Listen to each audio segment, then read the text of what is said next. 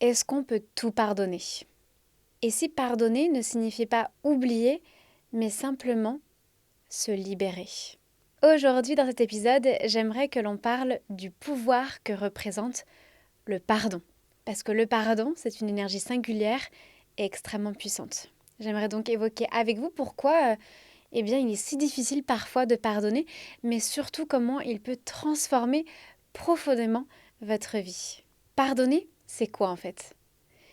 Pour moi, pardonner, c'est reconnaître sa blessure et décider en conscience de ne plus la laisser en fait vous contrôler. C'est rendre les parts de responsabilité à chacun et choisir l'amour plutôt en fait que la peur. Souvent, on pense que le pardon en fait c'est pardonner à l'autre et que c'est juste ça. Voilà, je te pardonne. Bah non, en fait, détrompez-vous. Il y a deux sens à ça. Le pardon, c'est aussi se pardonner à soi-même. Parce que, en fait, combien de fois on se répète intérieurement: oh, j'aurais dû faire ça, si seulement j'avais su, etc. Mais chaque étape, même en fait les plus sombres, elles nous ont menés là où nous sommes aujourd'hui, au final. Et en fait, se pardonner, c'est reconnaître qu'on a fait du mieux qu'on pouvait, avec le niveau de conscience qu'on avait à ce moment-là, et qu'en fait, la culpabilité, ce n'est pas un moteur, mais c'est plutôt une chaîne qui vous emprisonne et vous laisse en fait dans l'ombre. Donc, pardonner, c'est pardonner à l'autre, mais c'est surtout se pardonner à soi-même. En fait, se pardonner à soi-même, c'est accepter la leçon que l'expérience a apportée. En fait, il n'y a pas d'erreur, tout est leçon. Et c'est en fait aussi embrasser ses choix et ne pas vivre dans les regrets. Je trouve que le pardon à soi-même, je crois que c'est le plus grand acte d'amour que vous pouvez vous faire. On parle souvent du pardon comme d'un acte de bonté envers celui qui nous a blessés. Mais en fait, dans le fond, est-ce que ça serait pas un cadeau que vous vous offriez à vous-même? Pardonner à l'autre, c'est quoi? Pardonner à l'autre, c'est pas oublier ce qu'il a fait, ni lui donner raison, ni minimiser la douleur qu'il a provoquée en vous. Vraiment, c'est pas ça. Pardonner à l'autre, c'est avant tout un choix conscient de ne plus laisser la blessure qu'il a créée en vous continuer à vous emprisonner. C'est accepter que ce qui est fait est fait. Si on reste dans la rancune, on reste lié énergétiquement à la personne qui nous a blessés. Et on revit la scène, on ressasse, on se replonge dans la colère ou la tristesse. Le pardon, c'est rompre ce lien-là aussi. C'est un lien qui est en fait toxique. C'est dire, je reprends mon énergie, tu ne me contrôles plus et tu contrôles plus mon monde intérieur. C'est vraiment un acte de liberté personnelle avant tout. Mais pourquoi c'est si difficile de pardonner? Eh bien parce qu'il y a l'ego. Et l'ego, quand il est blessé, il va souffrir, il va ressasser, la douleur elle est immense. Voilà, on ne peut pas imaginer ce que la personne traverse. Et surtout, en fait, c'est très difficile de devoir pardonner à quelqu'un qui en a sans doute rien à faire. À quelqu'un qui n'a pas de remords, qui n'exprime aucune contrariété, justement, qui en a rien à faire, qui prend pas sa part de responsabilité. C'est très difficile de pardonner à quelqu'un qui, ne compte pas vous demander pardon. C'est violent. En fait, ce que j'ai constaté avec le temps, c'est que le pardon, c'est un chemin d'humilité. Il faut, je crois, accepter que parfois, on n'aura jamais d'excuses, on n'aura jamais de reconnaissance, on n'aura jamais de réparation. Et c'est dans ce moment-là qu'on découvre notre vraie force intérieure et notre résilience. Ce qui est important à savoir, c'est qu'en fait, on n'a pas besoin du pardon de l'autre pour avancer et briller de sa propre lumière. Parce que pardonner, c'est pas dire que l'autre mérite le pardon. C'est dire que nous méritons la paix. C'est pour nous qu'on le fait. C'est là toute la nuance. Pardonner aussi, c'est pas forcément renouer avec la personne. Tu peux pardonner à quelqu'un sans en fait le garder dans ta vie. Le pardon, il ne t'oblige pas à réouvrir une porte que tu as choisi de fermer en fait, et qui doit rester fermée. D'ailleurs, parfois, c'est même en mettant de la distance qu'on parvient vraiment à pacifier la relation intérieurement. Le pardon, il va se passer dans votre cœur et pas forcément dans la relation extérieure. Donc, garder le lien n'est pas toujours bénéfique pour vous. De toute manière, à chacun son vécu, sa situation, son ressenti. En fait, on juge personne, on n'est pas là pour juger. Souvent, les gens, ils blessent parce qu'ils sont eux-mêmes blessés et sont inconscients de cette souffrance et font subir aux autres. Pardonner, c'est reconnaître cette humanité en nous. Non pas pour excuser, mais simplement peut-être pour comprendre. Le pardon que vous avez en vous, c'est votre plus grand pouvoir aux côtés de votre pouvoir créateur. Et la question que je me pose aujourd'hui, c'est est-ce qu'on peut tout pardonner? Je crois que oui. Je crois. Mais vous savez, chose qui est un petit peu particulière, c'est que au moment où j'enregistre cet épisode de podcast, On est le 13 novembre 2025. Ouais, ça fait 10 ans. Parler de pardon aujourd'hui, c'est spécial, je dirais. En fait, ça fait plusieurs jours que je ressens cette espèce d'intuition ou d'appel qu'il faut que j'évoque le sujet dans le podcast. Et c'est étonnant parce que ça tombe dans cette période-là. Alors, est-ce qu'on peut tout pardonner? Même l'horreur? En fait, c'est tellement difficile de répondre à cette question. Parce que moi-même, je ne l'ai pas vécu, donc ça serait facile à dire. Je sais pas, en fait. Moi, je sais que j'ai décidé personnellement de pardonner beaucoup de choses dans ma vie. Mais après, chacun fait comme il veut et comme il peut. N'hésitez pas à me dire en commentaire, en tout cas, ce que vous en pensez et si, en fait, on peut tout pardonner. Même les choses les plus atroces. Pour parler de mon vécu, et ça n'a rien à voir avec la date d'enregistrement et le fait qu'on soit le 13 novembre aujourd'hui, je tiens à préciser. La transition, elle est un petit peu bizarre et un peu bancale, je vous l'accorde, vous allez comprendre. Ce qu'il faut savoir, c'est que j'ai abordé plusieurs fois dans le podcast un événement important de ma vie. Pour ceux qui ne le savent peut-être pas, à l'âge de 7 ans, j'ai été abusée sexuellement par quelqu'un de mon entourage. Et forcément, l'impact dans ma vie, il a été très conséquent. Mais vous savez quoi? J'ai jamais réussi à avoir de la colère envers cette personne. Jamais. Je crois que de la colère, j'en ai plus eu envers moi-même plutôt que la personne qui m'a fait subir ça. J'ai jamais eu de demande de pardon ni de reconnaissance des faits de la part du protagoniste en question, on va dire ça comme ça. Et c'est ok. Il est dans le déni et je ne lui en veux pas. En fait, je crois que je lui ai pardonné le jour même où il a fait ça. Alors, j'oublie pas. Mon esprit, mon corps, ils n'oublient pas, ils seront marqués à vie. Mais j'ai pardonné. Je me suis pardonnée. Et je suis tellement en paix avec tout ça. C'est étonnant, mais je ressens que de l'amour et que de la gratitude. Parce que j'ai grandi, j'ai appris et j'ai construit autour de ça.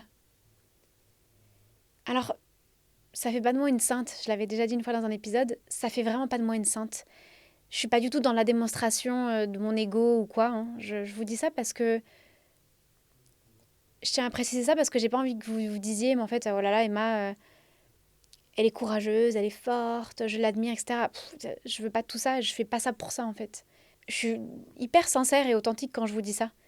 Que j'ai pardonné, je lui en veux pas et j'ai beaucoup d'amour. Beaucoup.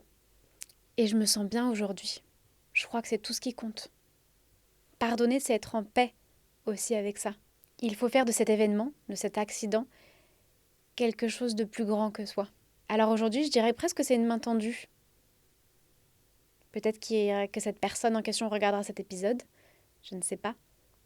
Mais sache que si c'est le cas, je te pardonne. Je t'en veux pas. Vraiment pas.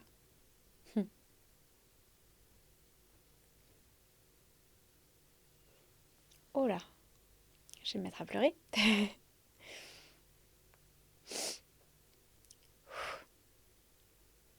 Sacré sujet. Certains dans leur vie ne souhaitent pas pardonner et c'est ok. En fait, chacun gère la douleur comme il peut. On ne peut pas se mettre à la place des autres. Qui sommes-nous pour dire que à un tel il faut qu'il pardonne et qu'il passe à autre chose? Quelle horreur. S'il vous plaît, ne soyez pas comme ça. Ne dites pas aux autres quoi faire de leur vie. Je sais que pour ma part, dans les épreuves, le pardon est une grande aide. Alors, je ne suis pas là pour vous dire quoi faire, ni comment faire, etc. On est bien d'accord. J'aimerais juste vous parler de cette petite lumière et de la puissance et de la grandeur d'âme que représente le pardon. Alors, dans le noir, le pardon, en fait, c'est une porte de sortie parmi tant d'autres. Et moi, je trouve que c'est la parole du cœur. Vous savez, il n'y a pas de formule magique, mais vous pouvez mettre des petits rituels en place ou des intentions pour pardonner, en fait, et vous pardonner. Vous pouvez par exemple écrire une lettre, sans évidemment jamais l'envoyer, pour exprimer tout ce que vous voulez dire à la personne et que vous n'arrivez pas ou vous n'avez pas pu dire. Vous pouvez aussi visualiser cette personne qui vous a fait du mal ou autre et imaginer en fait couper le lien et vous apporter beaucoup de lumière et beaucoup de lumière à l'autre personne. Vous pouvez faire une prière ou répéter des affirmations. Vous pouvez aussi faire le Ho'oponopono. Je ne sais pas si vous en avez déjà entendu parler. Ho'oponopono. C'est un nom un peu à coucher dehors. En fait, le Ho'oponopono, c'est une pratique hawaïenne ancestrale de guérison intérieure et de réconciliation. En fait, le Ho'oponopono, c'est une philosophie de vie, je dirais, une philosophie du pardon. Mais c'est aussi une grande méthode de nettoyage émotionnel énergétique. Elle part du principe que tout ce qui se manifeste dans votre vie, même les conflits, les blessures, les situations douloureuses, eh bien en fait, c'est une occasion de guérir quelque chose en nous. Dans le Ho'oponopono, on part d'une idée très spirituelle qu'on est responsable de ce que l'on perçoit. Ça ne veut pas dire qu'on est coupable, attention. Mais ça veut dire plutôt que ce que l'on vit à l'extérieur reflète une mémoire intérieure non résolue. Ainsi, quand quelqu'un vous blesse ou qu'une situation vous dérange, le Ho'oponopono vous invite à regarder à l'intérieur de vous et à vous demander si cette mémoire doit être nettoyée ou purifiée. En fait, le Ho'oponopono, ça consiste en 4 phrases très simples, mais extrêmement puissantes. Vous avez « Je suis désolée »,« Pardonne-moi »,« Je te remercie » et « Je t'aime ». Donc tout d'abord, vous avez le « Je suis désolée » qui en fait est je reconnais qu'il existe en moi quelque chose qui a créé ou attiré cette situation ». Ensuite, vous avez le « Pardonnez-moi » et en fait, ça représente le je demande pardon à la vie et à moi-même et à l'autre pour cette mémoire que je porte. Ensuite, vous avez le je te remercie, qui est en fait je remercie pour la guérison déjà en cours et pour la libération qui arrive et que ça m'apporte. Puis vous avez le je t'aime, qui en fait ramène à l'amour et à l'énergie la plus pure qui puisse exister et qui veut dire en fait que là où il y avait de la peur ou de la douleur, on apporte de l'amour.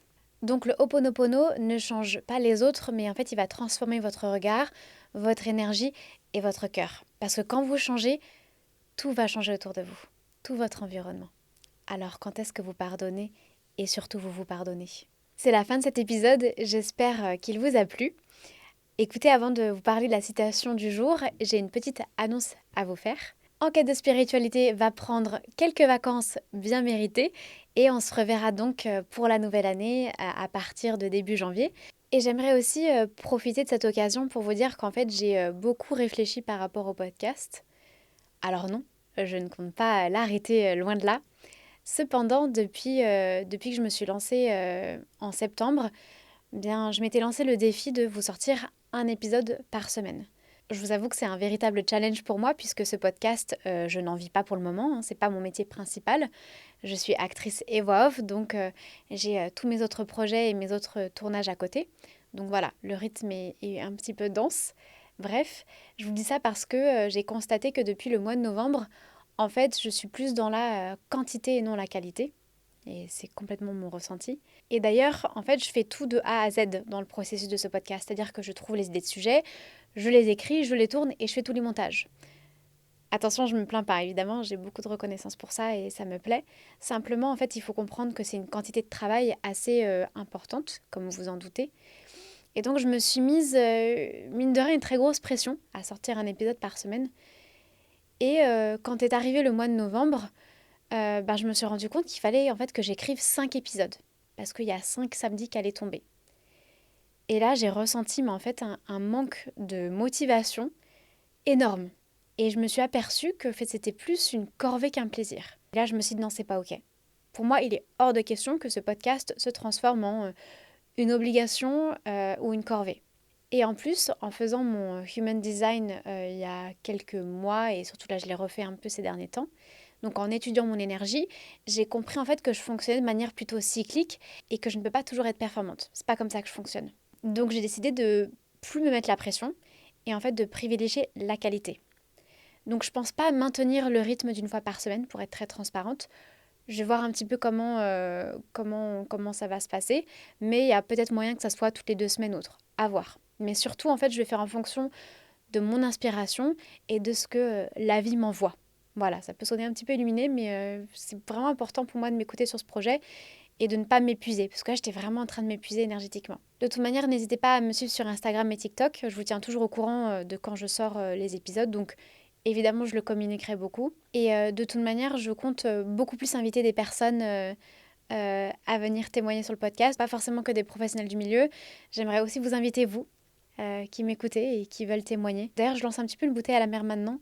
Je cherche des personnes qui auraient vécu des EMI, donc des expériences de mort imminente, et qui souhaiteraient bien en parler. Et voilà, des personnes qui ont vécu la mort ou qui ont été témoins de choses vis-à-vis de la mort. Par exemple, ça m'intéresserait beaucoup d'interviewer un médecin qui a été en contact avec tout ça et qui voudrait en parler et qui peut-être voudra attester de phénomènes étranges ou voilà, nous relater un petit peu tout ça parce que j'aimerais beaucoup plus décortiquer le mystère de la vie qui s'appelle la mort. Comme je vous l'ai dit dans l'épisode sur la mort, c'est un sujet qui me fascine et que j'ai envie de rendre beaucoup moins tabou. Donc voilà, je lance un peu cette bouteille à la mer et pour vous dire aussi que les choses vont changer, mais en bien, rassurez-vous. Voilà ce que je voulais vous communiquer. C'était important pour moi de vous le dire parce que vraiment je me sentais pas alignée avec ce que je produisais. Donc voilà, je fais des petits ajustements et c'est important.